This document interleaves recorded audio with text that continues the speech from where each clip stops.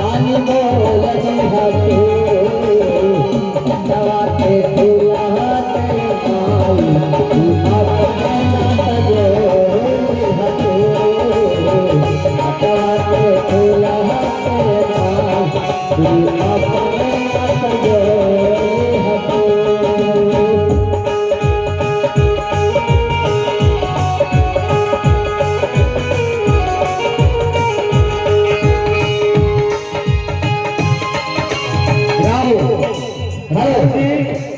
आप लोग सरदार का अनुरोध कर रहा हूँ कि ताली से स्वागत किया जाए और कुछ नहीं, मैं आपसे मांगता हूँ ताली।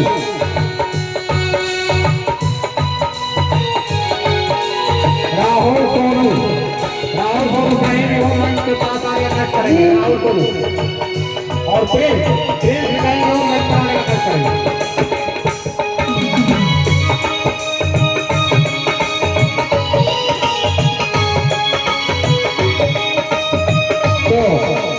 ये भजन पहले भी मैडम गा चुके हैं, फिर भी मैं दोहरा रहा हूँ। तो आप लोग से अनुरोध है कि ताली से स्वागत कीजिए। ताली बहुत जरूरी है, जागरण के लिए ताली होना चाहिए। ताली ताली कराओ, मैं आपको कुछ नहीं मानता।